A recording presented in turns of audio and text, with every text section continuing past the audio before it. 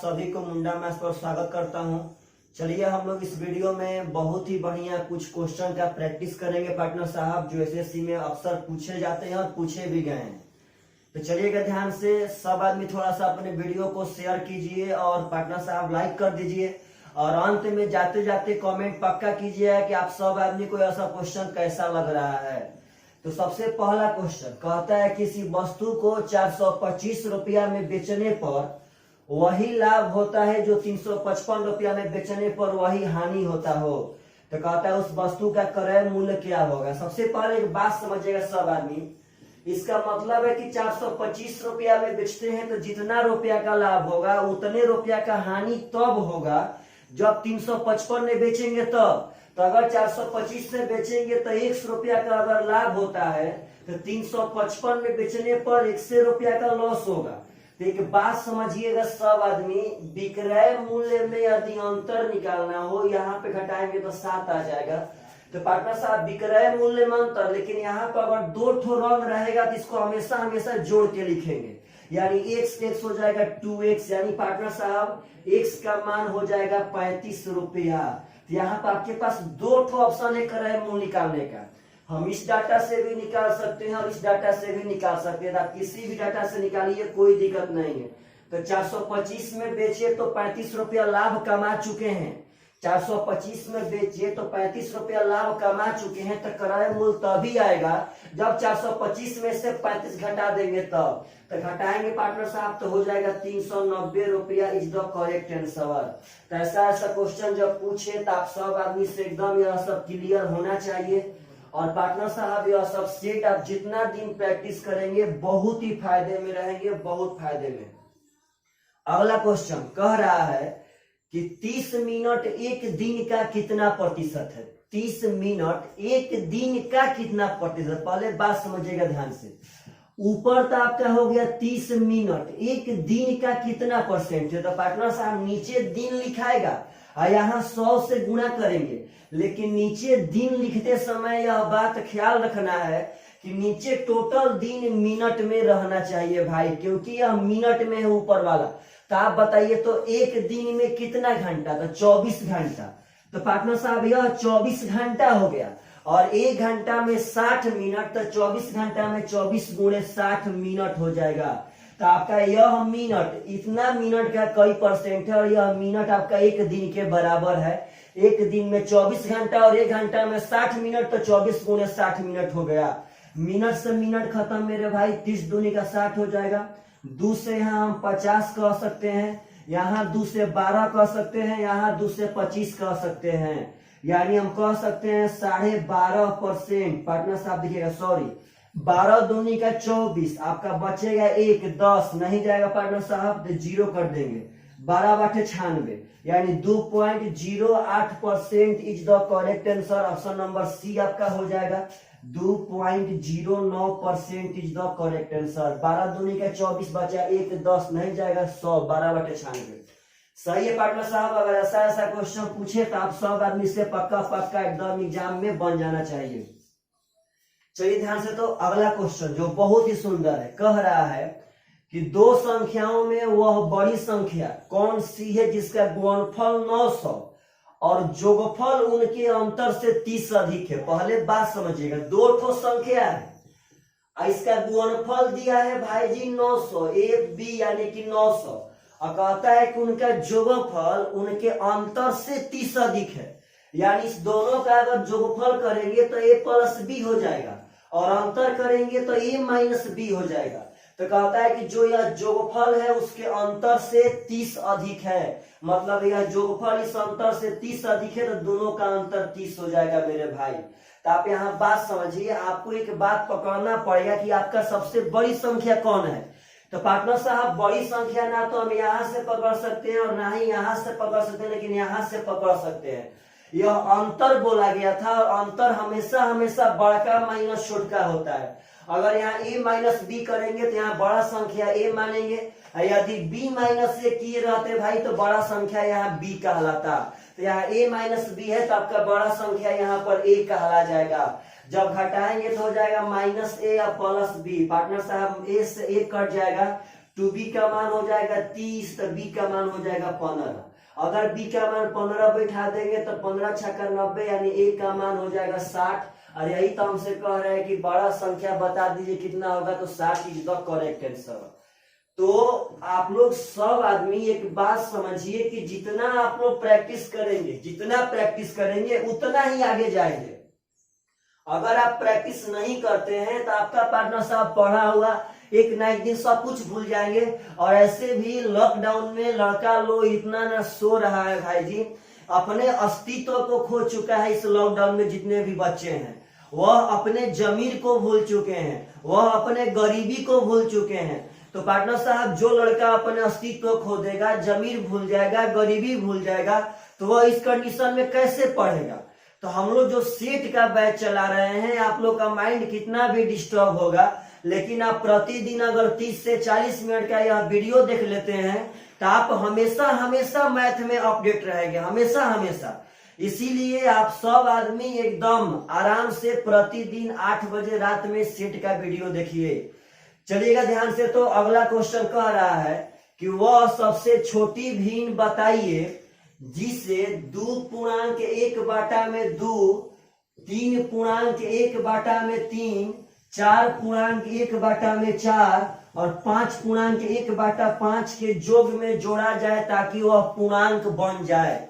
कहता है कि वह सबसे स्मॉलेस्ट भिन्न बता दीजिए कि यदि इन सब के योग में हम जोड़े तो यह पूर्णांक बन जाए। तो पहले आप एक बात समझिएगा, इनके योग में जोड़े। सबसे पहले आप इनका योगफल निकालिए। लाइट कट चुका है और यह क्वेश्चन आपको पढ़ना पड़ेगा। देख रहे हैं पार्टनर साहब, दिखाई दे रहा है कि नहीं? पक्का दिखाई दे रहा होगा।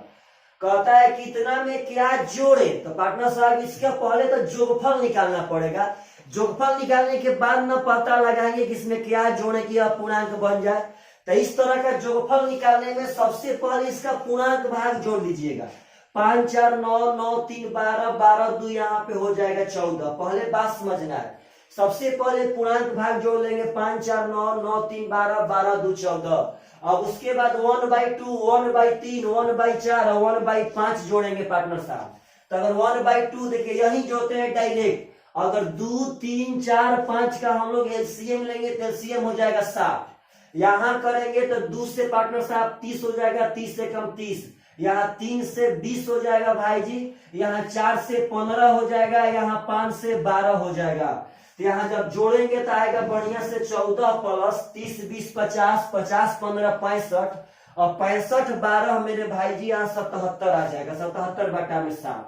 जब पुनः हम लोग भाग देंगे यहाँ पे 60 एकम 60 चल जाएगा और पार्टनर साहब यहाँ 17/60 हो जाएगा।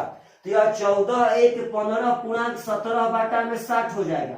इसका मतलब है 15 प्लस 17/60। तो क्वेश्चन यह कहा था कि इसमें हम क्या जोड़े कि यह पूर्णांक बन जाए। तो पूर्णांक का मतलब होता है कि यह फ्रैक्शन में नहीं रहे। इसका योगफल निकाल लिया, कहता है क्या जोड़े। तो पार्टनर साहब क्या जोड़े कि पूर्णांक में रह जाए। देखिएगा यह 17/60 है, इसमें क्या जोड़े कम से कम कि यह 1 बन जाए। तो कुछ मत कीजिएगा भाई जी, 60 में से पहले 17 घटा लीजिएगा, आएगा 43। तो 43 बटा यदि 60 जोड़ेंगे हम, इसका शेष जितना यहाँ रहेगा उसका शेष जोड़ेंगे। 17/60 का शेष हो जाएगा 43/60, यानी यही जोड़ेंगे तो यह पूर्णांक बन जाएगा। कैसे? तो 43 17 60 हो जाएगा और 60/60 1 हो जाएगा भाई जी। 15 1 16 पूर्णांक हो जाएगा। तो अगर क्या जोड़े तब तो जोड़ते समय आंसर था 43/60। यदि इसी क्वेश्चन में कहता क्या घटाए तो पार्टनर साहब घटाते समय आंसर रहता 17/60। तो अगर जोड़े कहेगा तो शेष निकाल के आंसर देंगे और घटाने के लिए कहेगा तो डायरेक्ट जो फ्रैक्शन रहेगा उसी को घटा देंगे पार्टनर साहब, तो यह पूर्णांक हो जाएगा। तो आशा करते हैं आप सब आदमी को ऐसा क्वेश्चन बहुत ही बढ़िया से समझ में आ रहा होगा। बार बार बहुत ही मतलब बुरी तरह से लाइट कट जाता है, जिसके कारण हम लोग बहुत ही वेट करना पड़ता है कि लाइट कब आएगा। तो आप लोग इस दिक्कत को समझिएगा और मेरे भाई इससे घबराइएगा मत। आखिर जब लाइट कट जा रहा है तो क्या हम लोग पढ़ना थोड़ी ना बंद कर देंगे। लाइट आने पर पढ़ेंगे, लेकिन पढ़ेंगे पक्का। तो यह मेरे मजबूरी को आप सब आदमी को पक्का एकदम समझना पड़ेगा। चलिएगा ध्यान से, अगला क्वेश्चन उठाते हैं जो बहुत ही सुंदर क्वेश्चन है, बहुत सुंदर क्वेश्चन। क्वेश्चन कह रहा है कि जॉन किसी काम के 1/2 भाग को 3 घंटा में कर सकता है। अब कह रहा है पार्टनर साहब कि जो शेष काम का 1/4 भाग 1 घंटा में कर सकता है, और जॉर्ज शेष काम 5 घंटा में समाप्त करते हैं, तो तीनों मिलकर काम करते तो काम कितना दिन में समाप्त होता। पहले बात समझिएगा सब आदमी। सबसे पहले आपका है एक जॉन, यह कहता है कि यह 1/2 भाग 3 दिन में कर देगा। जब यह 1/2 भाग 3 दिन में फिनिश करेगा तो यह टोटल काम करेगा 6 दिन में। अब आगे कह रहा है पार्टनर साहब कि जोए कह रहा है पार्टनर साहब कि जोए शेष काम का 1/4 भाग 1 घंटा में करता है। तो पहले बात समझिए, तो जब 1/2 भाग खत्म हो चुका है तो शेष कितना बचेगा? तो बचेगा 1/2 है, क्योंकि 1/2 का शेष 1/2 होता है। तो शेष का 1/4 भाग, शेष का 1/4 भाग खत्म करता है 1 दिन में, तो जो टोटल काम करेगा 8 दिन में। अब कहता है कि जॉर्ज शेष काम खत्म करता है 5 दिन में। तो अब देखिएगा शेष कितना बचा है। यहाँ आधा का शेष आधा बचा था और आधा का 1/4 खत्म। तो पार्टनर साहब आप सब आदमी को हम पढ़ाए थे कि शेष हमेशा हमेशा अंतिम वाला का ही निकलता है। आधा था तो आधा में आधा बचा था, जब आधा का 1/4 खत्म तभी भी आधा का 3/4 बचेगा। यहाँ 1/4 का शेष निकालेंगे 3/4, और यह काम कर रहा है भाई जी कि 5 दिन में करता है, तो वह टोटल काम करेगा 4 दूनी के 8 5 40/3 दिन में। यहाँ से एक का मान निकाल देंगे, वही टोटल काम हो जाएगा। तो कहता है तीनों मिल करके कितने दिन में करेंगे? तो बस मेरे भाई इसका एलसीएम निकाल दीजिए। इसका एलसीएम शायद यहाँ 120 हो जाएगा। 6 से कटाएंगे तो यहाँ 20 आएगा, 8 से कटाएंगे तो 15 आएगा, और 40 तिया 20 और 3 तिया 9, मतलब इससे भागा देंगे तो 40 तिया 20 और 3 ऊपर जाके 3 तिया 9 हो जाएगा। तो अगर तीनों पूछे तो 120 काम था, अब 20 15 35, 35 और 9 पार्टनर साहब हो जाएगा 44, यानी तीनों मिल जाएगा तो 44 क्षमता से काम होने लगेगा। तो 4 से 11 और 4 से पार्टनर साहब 30, यानी कि 2.8/11 घंटा में काम कर देगा आपका करेक्ट आंसर। यहाँ दिन नहीं था, सॉरी घंटा था। तो यह बहुत ही सुंदर क्वेश्चन 16 के सीजीएल मेन में पूछा गया था मेरे भाई। इस बात को याद रखना है प्रेम से कि जो आधा काम करता है 3 घंटा में, तो पूरा काम करेगा 6 घंटा में। सॉरी जॉन था। जो शेष काम का 1/4 था, आधा का शेष होगा आधा, और आधा का 1/4 1 घंटा में, तो सब करेगा 8 घंटा में। अब जॉर्ज शेष काम था, आधा का तो 1/4 जब जोड़ कर दिया तभी आधा का 3/4 बचेगा, वही जॉर्ज करेगा मेरे भाई। तो ऐसे क्वेश्चन जब आए तो आप सब आदमी से एकदम एग्जाम में पक्का बन जाना चाहिए। चलिएगा तो ध्यान से पार्टनर साहब, अगला क्वेश्चन जो बहुत ही सुंदर है, समझिएगा सब आदमी प्रेम से। कहता है कि 3 क्रमागत सम संख्याओं का जोगफल इन तीनों संख्या के औसत से 28 अधिक है। तो कहता है इन तीनों संख्याओं में सबसे छोटी संख्या क्या होगी? 3 क्रमागत सम संख्या का जोगफल। तो पहले आप एक बात समझिएगा, दुनिया में कोई भी लगातार सम संख्या हो, कोई भी, हर एक अगला सम संख्या पिछला से 2 बड़ा होता है। हर एक नेक्स्ट सम संख्या पीछे वाला से 2 बड़ा होता है।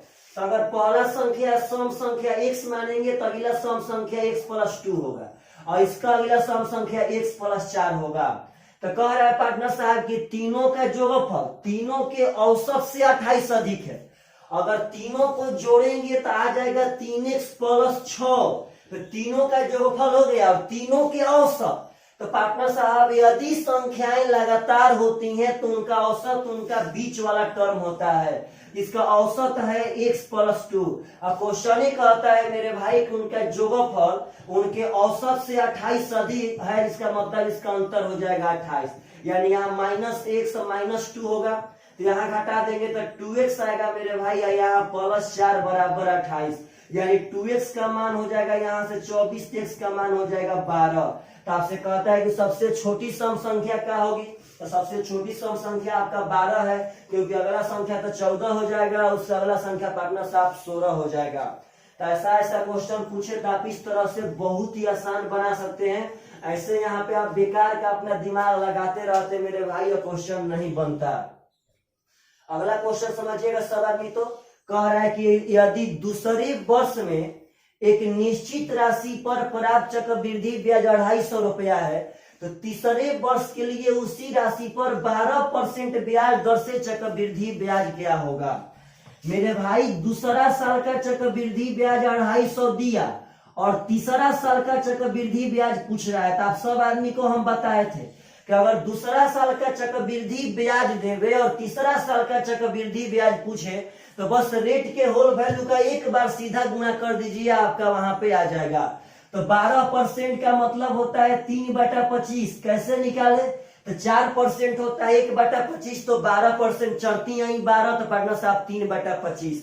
जब इसका होल वैल्यू करेंगे तो हो जाएगा 28/25। यदि दूसरा साल का दिया है और तीसरा साल का चाहिए तो एक बार सीधा गुणा कर देंगे, यानी 28/25 करेंगे तो 25 दहा में 250, यानी तीसरा साल में 280 रुपया चक्रवृद्धि ब्याज मिलेगा। तो ऐसा क्वेश्चन बहुत ही सुंदर सुंदर क्वेश्चन है और यह एसएससी के एग्जाम में सब पूछे जा चुके हैं और आशा करते हैं कि यदि नेक्स्ट किसी एग्जाम में ऐसा क्वेश्चन आता है तो आप सब आदमी एकदम बढ़िया से ऐसा क्वेश्चन एकदम एग्जाम में से बना करके आएंगे। चलेगा ध्यान से। तो अगला क्वेश्चन कह रहा है कि एक व्यक्ति की वार्षिक आय 2 लाख रुपया से बढ़ी है, मतलब कि पहले जितना इनकम था उसका अब इनकम 2 लाख रुपया पहले से बढ़ गया। आय कह रहा है कि लेकिन उस आय पर टैक्स जिसका उसे भुगतान करना है वह 20% से 16% हो गया। मतलब वह व्यक्ति पहले अपना टैक्स जितना पहले कमाता था उसका 20% भरता था और अब जितना कमा रहा है अब वह 16% उसका टैक्स भर रहा है। लेकिन आगे रिलेशन दे रहा है कि वह अब पहले की तरह ही कर का भुगतान करता है, तो उसकी बढ़ी हुई आय क्या होगी। मतलब वह जितना पहले टैक्स भरता था उतना ही टैक्स अभी भी भर रहा है। पार्टनर साहब यदि पहले 100 रुपया कमाता था तब तो आज x + 2 लाख रुपया कमाता होगा, यह लाख में है। पहले 100 लाख कमाता था तो आज x + 2 लाख। तो कह रहा है कि पहले 20% टैक्स भरता था, तो पहले x का 20% भरता था पार्टनर साहब, अब इसका 16% भरता है। और एक रिलेशन दिया है कि वह पहले की तरह ही कर का भुगतान करता है, यानी इसका मतलब है कि वह जितना पहले कर का भुगतान करता था वह उतना अब भी कर का भुगतान करता है। मतलब दोनों कर आपस में बराबर है, यानी पार्टनर साहब हो जाएगा 4 से 5, 4 से यहाँ पार्टनर साहब हो जाएगा 4, यानी यहाँ 5x बराबर हो जाएगा 4x + 4 दूनी का 8, यानी x बराबर हो गया 8 लाख। तो कहता है कि उसका बढ़ी हुई आय कितना होगा, तो उसका बढ़ा हुआ आय था x + 2 लाख, यानी कि 8 + 2 यानी कि 10 lakh is the correct answer. तो अगर ऐसे ऐसे क्वेश्चन आएंगे तो आशा करते हैं आप सब आदमी एकदम ऐसा क्वेश्चन पे धुआं करवा दीजिएगा। मतलब पार्टनर साहब मैथ में क्वेश्चन तो आ ही आए चिल्ला रहा है कि भाई जी अब तो क्वेश्चन का जान नहीं बचेगा, किसी भी कंडीशन से जान बचने वाला नहीं है। चलेगा ध्यान से। तो अगला क्वेश्चन प्रॉफिट लॉस का है, बहुत सुंदर क्वेश्चन है। क्वेश्चन कह रहा है कि एक व्यापारी 30 रुपया प्रति किग्रा के दर से ज्वार खरीदता है। अब मेरा पार्टनर साहब हम 30 रुपया प्रति केजी खरीदे हैं, यानी कि 30 रुपया में 1 केजी ज्वार खरीदे हैं। आगे कहता है कि उस अनाज का 20% व्यर्थ हो जाता है, मतलब मेरे भाई 20% कहीं बर्बाद हो गया, तो अब तो हम लोग को 80% अनाज ही बचा है जिसको बेचना पड़ेगा। तो कहता है कि वह शेष अनाज को इस तरह से योजना बनाता है बेचने के लिए ताकि वह 40% का लाभ कमा सके। तो कहता है कि उसे किस कीमत पर रुपया प्रति केजी अनाज को बेचना चाहिए। तो पहले मेरा बात समझिएगा, सवाल में ऐसे क्वेश्चन एग्जाम में बहुत आते हैं। सबसे पहले तो मेरा टोटल कितना पार्टनर साहब रुपया लगा था, तो 30 रुपया 1 किलो अनाज खरीदे थे। लेकिन जब उसका 20% बर्बाद हो गया तो बचा 80%। हमको पार्टनर साहब 40% लाभ किसी तरह भी कमाना है। तो पहले के बात समझिए, मेरे पास कितना अनाज बचा वह तो दूर की बात है, अगर हम 30 रुपया फंसाए हैं तो हम 40% लाभ कमाने के लिए अगर इसका विक्रय मूल्य निकालेंगे पार्टनर साहब, तो ऐसे देखिए ऐसे भी मुंह से निकालिए, 30 का 40% करेंगे तो परसेंट से डबल सोना खत्म हो जाएगा, चढ़ती यही 12 रुपया हो जाएगा, यानी 12 रुपया पार्टनर साहब हो जाएगा इसका लाभ। इसका विक्रय मूल्य करना पड़ेगा 42 रुपया। तो पहले आप एक बात समझिए, इस तरह क्वेश्चन को बनाने के लिए तो पार्टनर साहब 30 रुपया में तो हम 1 केजी खरीदे थे और 40% लाभ कमाने के लिए हमको यह मालूम है कि हमको 42 रुपया में बेचना पड़ेगा। लेकिन मेरे भाई मेरे पास मेरा टोटल अनाज थोड़ी ना है, मेरा तो 20% अनाज बर्बाद हो चुका है। इसका मतलब है कि मेरा 80% अभी अनाज बचा हुआ है, यानी हमको अपना 80% अनाज 42 रुपया में बेचना पड़ेगा। तो क्वेश्चन मेरा 80% का दाम नहीं पूछ रहा है, मेरा 1 केजी का विक्रय मूल्य पूछ रहा है। इसका मतलब है पार्टनर साहब कि जो हम यह 42 रुपया में बेचेंगे तो हम ऐसा लोग खोजेंगे, ऐसा आदमी खोजेंगे जो मेरा 80% अनाज को ही 42 रुपया में खरीद ले। यानी मेरा 80% अनाज का दाम है 42 रुपया, लेकिन हमसे एग्जामिनर पूछ रहा है कि 1 केजी का विक्रय मूल्य क्या होगा, यानी हमसे 100% का निकालना है। तो अगर 42 में 80 से भागा देंगे तो 1% का आ जाएगा और 100 से गुना करेंगे तो 100%। 20 चौक 80, 20 5 60। पार्टनर साहब यहाँ 2 दूनी का 4 और 2 से हो जाएगा 21। 21 5 105 बाटा में 2 करेंगे तो 52.5 रुपया पर केजी के भाव से बेचना पड़ेगा, तभी जाकर के हमको मेरा पार्टनर साहब 40% का लाभ होगा। अक्सर लोग यहाँ 42 पे आंसर मार देंगे, लेकिन यह सरासर गलत बात है। 42 रुपया में ठीक है हम बेचेंगे, लेकिन मेरा 80% अनाज 42 रुपया में बेचना पड़ेगा और हमसे वो कह रहा है रुपया प्रति केजी, मतलब 1 केजी का विक्रय मूल्य क्या होगा मेरे भाई। तो जब 80 यानी कि 80% का दाम हमारा 42 रुपया है तो 1 केजी का दाम मेरा 52.5 रुपया पड़ेगा। इस बात को नहीं भूलना है। कभी भी ऐसा क्वेश्चन है एग्जाम में तो हमेशा हमेशा इस तरह क्वेश्चन को क्रैक करना है। अगला क्वेश्चन एकदम समझिएगा ध्यान से। कह रहा है क्वेश्चन कि यदि f(x) बराबर 1 बाटा में x माइनस 1 बाटा में x प्लस 1, सॉरी यहाँ प्लस से पार्टनर साहब, तो आप लोगों से कह रहा है कि f1 plus f2 plus f3 plus dot dot dot f10 का मान क्या होगा। पहले बात समझिएगा, इस क्वेश्चन को टाइपिंग करने में थोड़ा सा मिस्टेक हो गया है, यहाँ पे माइनस रहेगा। पहले बात समझना है भाई जी, इस क्वेश्चन को टाइपिंग करने में थोड़ा सा मिस्टेक हो गया है, यहाँ प्लस नहीं यहाँ माइनस रहेगा।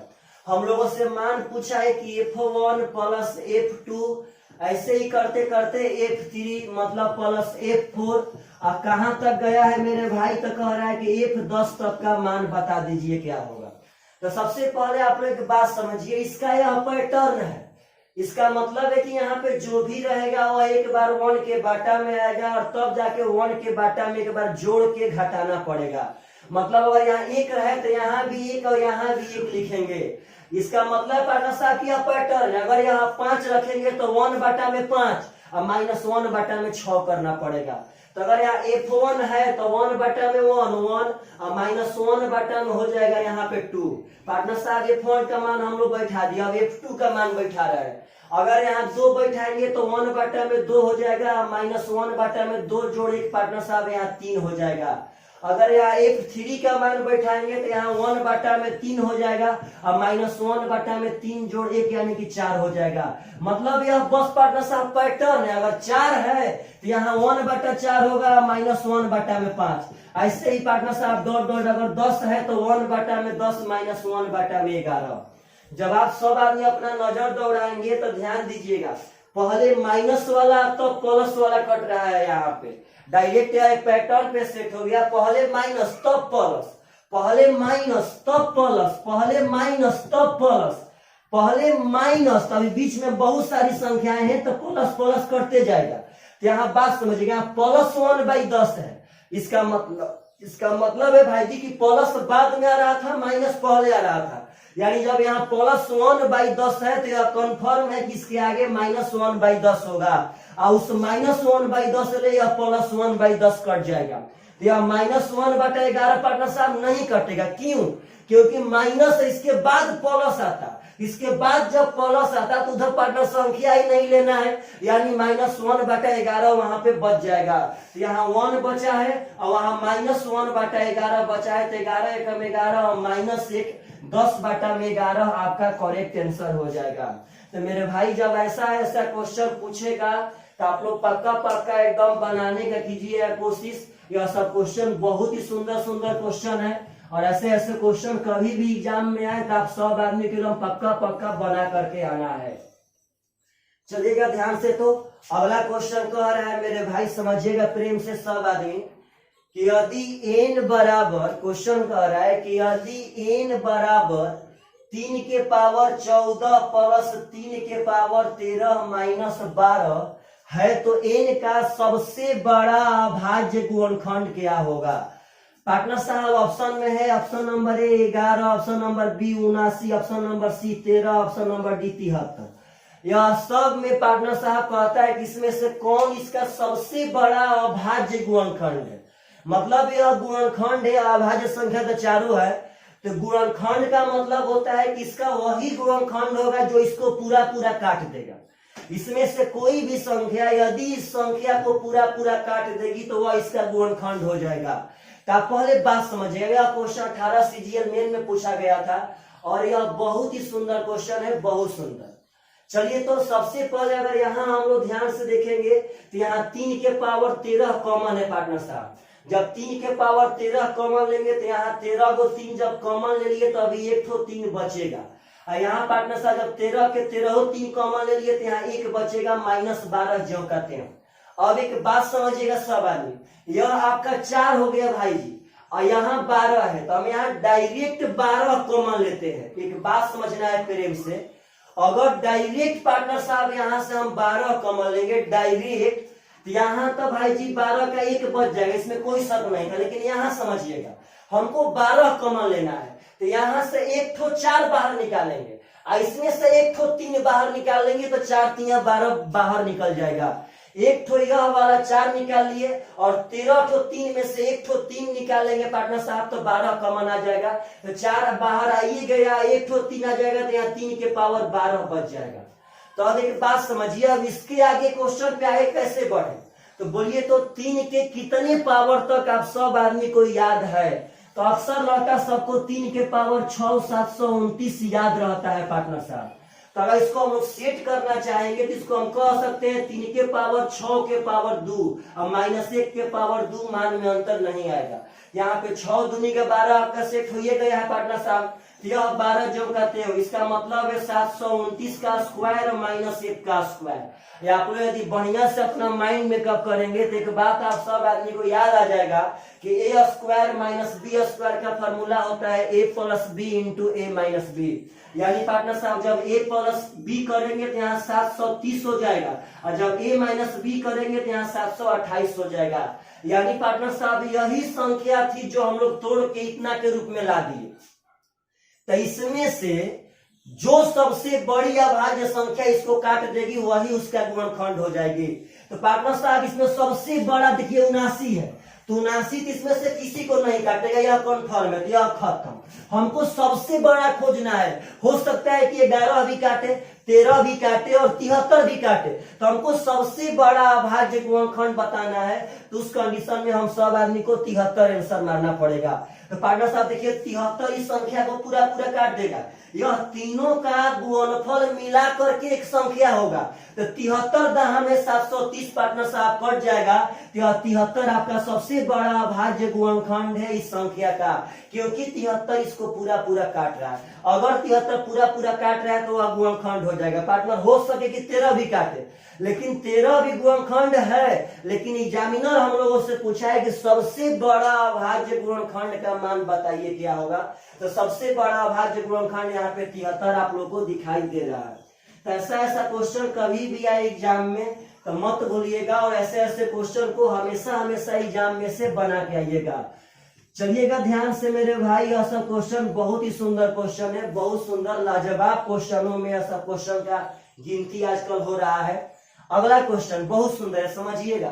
कह रहा है कि पी क्यू आर इस प्रकार त्रिभुज है कि पी क्यू बराबर पी आर। पहले एक बात समझना है सब आदमी को, पी क्यू आर इस प्रकार त्रिभुज है कि आपका पी क्यू बराबर पी आर है, यानी यह दोनों भुजा आपस में बराबर है। अब कहता है कि आर एस तथा क्यू टी क्रमशः पी क्यू तथा पी आर पर माध्यिका है। समझिएगा ध्यान से, आर एस यह आपका आर एस माध्यिका है भाई, और क्यू टी यह भी आपका माध्यिका है। और कह रहा है कि यह माध्यिकाएं आर एस तथा क्यू आर समकोण पर प्रतिच्छेद करती है। यह जो माध्यिकाएं हैं यह समकोण पर प्रतिच्छेद करती हैं।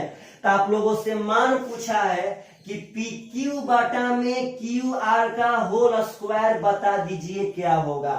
तो सबसे पहले आप लोग बात समझिएगा कि पी क्यू का मतलब यह भुजा, अब क्यू आर, तो क्यू आर का मतलब यह भुजा। अगर यह दोनों भुजा का मान मालूम हो जाएगा तो हम इसका स्क्वायर निकाल सकते हैं।